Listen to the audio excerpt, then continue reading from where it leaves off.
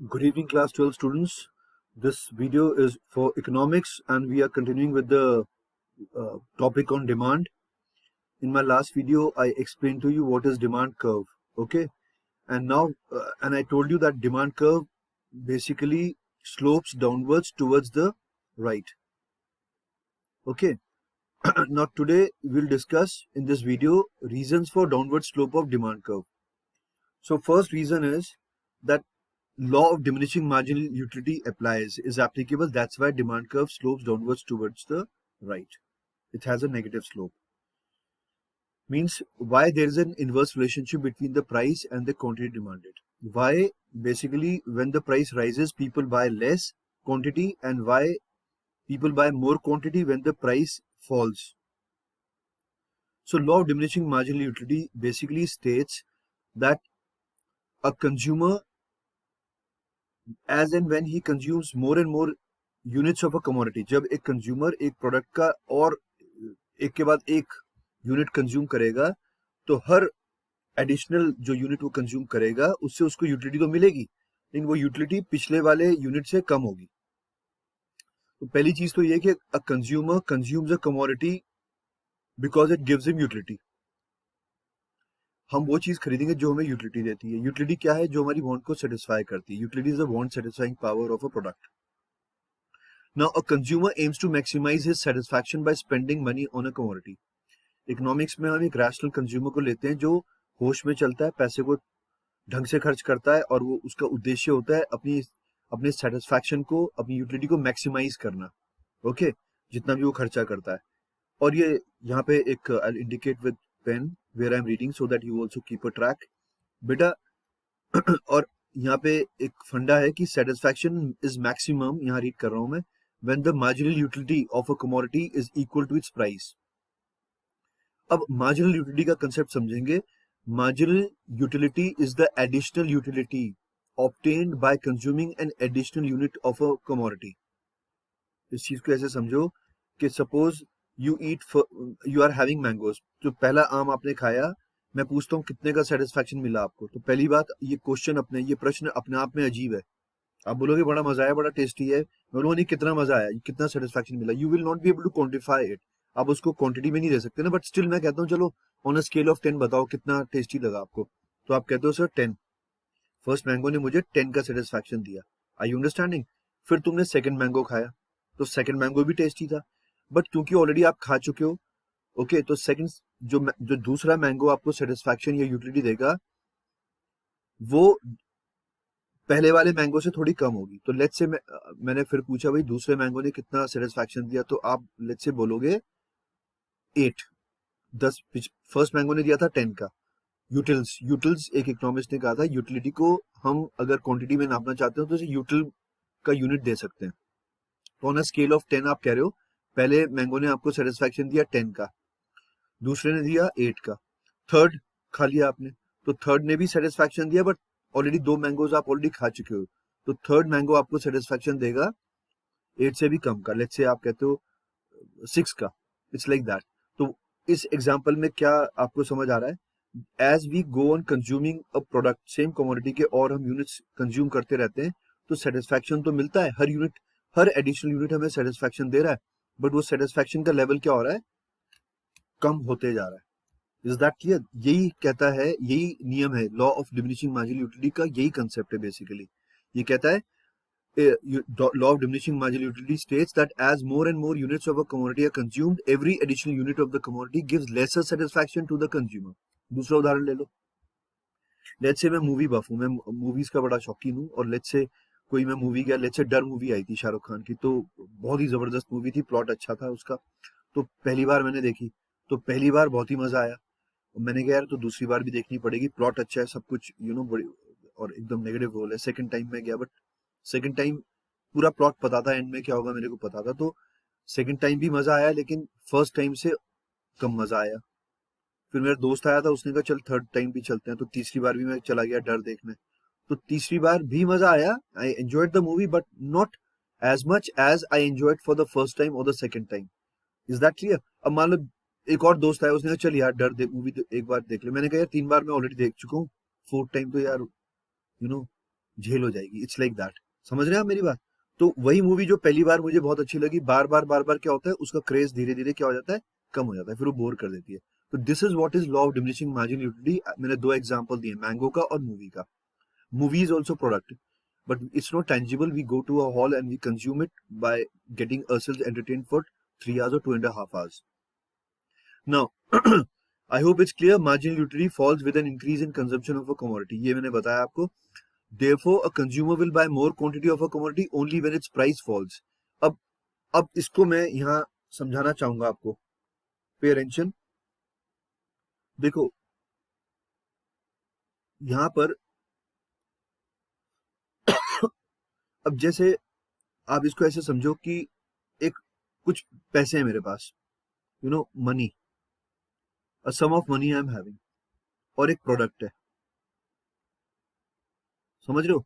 तो by paying money I get the product, तो the money which I pay for the product is called the price. Are you understanding? And why I am buying the product? Because the product is giving me utility. तो the thing is, मैं इसको कह रहा हूँ marginal utility. Product मुझे utility दे रहा है, marginal utility मतलब फर्स्ट कितने यूटिलिटी दे रहा है, सेकंड कितना दे रहा है। तो ध्यान से बात समझना, मार्जिनल यूटिलिटी को I am calling M U. तो बेटा या तो देखो, एक सम ऑफ मनी है, लेट्स से 600 रुपीज लेके चल रहा हूं मैं।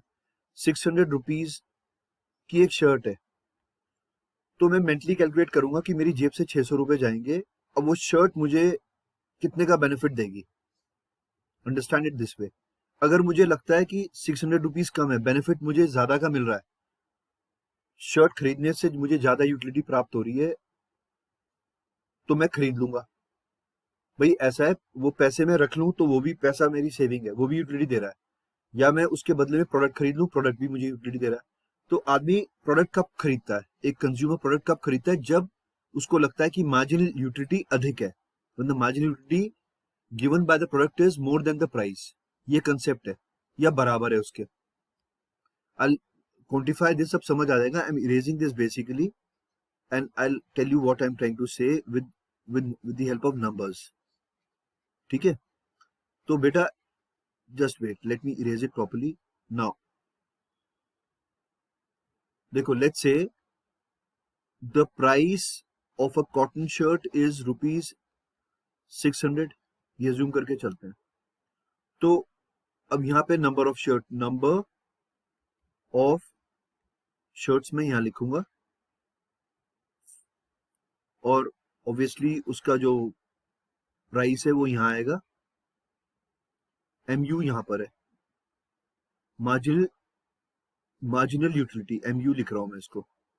तो फर्स्ट शर्ट का प्राइस कितना देना पड़ रहा है मुझे, 600 की है, but first shirt marginal utility को मैं रुपीज में नाप रहा हूँ। एक्चुअली हम नाप नहीं सकते, बट समझाने के लिए मेंटल कैलकुलेशन हो रही है कि शर्ट मुझे कितने का बेनिफिट देगी।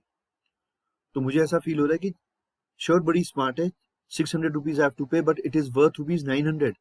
मुझे लग रहा है कि बहुत स्मार्ट लगेगी, और मुझे जो यूटिलिटी मिलेगी वो मिलेगी 900 की, और 900 जो मैं कह रहा हूँ रुपीज की टर्म्स में कह रहा हूँ, थोड़ा अजीब लगेगा सुनने में, बट समझो इस बात को, इसको ऐसे ही समझना पड़ेगा।